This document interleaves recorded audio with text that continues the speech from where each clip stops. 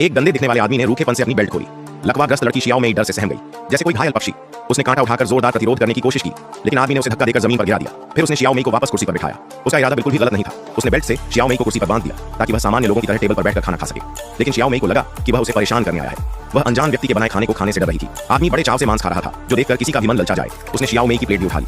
तब जाकर शियाओ मेई का डर थोड़ा कम हुआ, लेकिन उसने कई सालों से मांस नहीं खाया था और उसका पेट इसे पचा नहीं सका। थोड़ी ही देर बाद शियाओ मेई ने खाया हुआ खाना उलट दिया। आदमी ने तुरंत उसे उठाकर बाथटब में ले जाकर नहलाने की कोशिश की। उसने रूखेपन से शियाओ मेई के कपड़े उतार दिए। शियाओ मेई को लगा कि उसका इरादा गलत है और उसने उसे चिल्लाकर बाहर भगा दिया। आदमी चुपचाप दरवाजे के बाहर खड़ा रहा। वह बीच बीच में अंदर झांकता था। यह कोई चोरी छिपे ताक झांक नहीं थी। वह डर रहा था कि शियाओ मेई को बाथरूम में कुछ हो न जाए। शियाओ मेई बेहोशी की हालत में अपने अतीत को याद करने लगी। उसके दिमाग में एक धुंधली सी छवि उभरी। अचानक उसे याद आया कि यह आदमी उसका चाचा है। शियाओ मेई बाथटब में ही सो गई।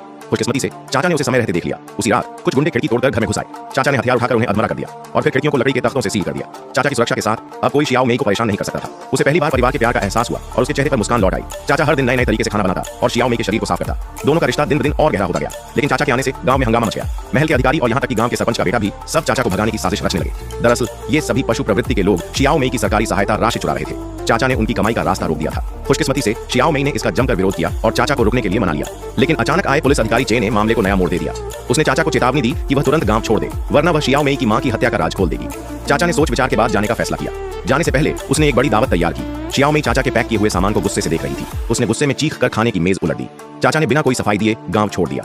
शियाओ मेई की जिंदगी फिर से अंधेरे में डूब गई। एक दिन सरपंच का बेटा घर में घुस आया। वह लंबे समय से शियाओ मेई की खूबसूरती पर नजर गड़ाए था। उसके मुंह से शियाओ मेई को अतीत की सारी सच्चाई पता चली। जब से शियाओ मेई के पिता की मृत्यु हुई थी, चाचा उनकी मां और बेटी की देखभाल कर रहा था। लेकिन गांव के पुरुष शियाओ मेई की मां की खूबसूरती पर लालची नजर रखते थे। उन्होंने मिलकर उसकी मां पर हमला किया और चाचा का गला काटकर उसे गूंगा बना दिया। पहले आई पुलिस अधिकारी चे भी उन हमलावरों में से एक थी। उसने ही चाचा को बलि का बकरा बनाया था।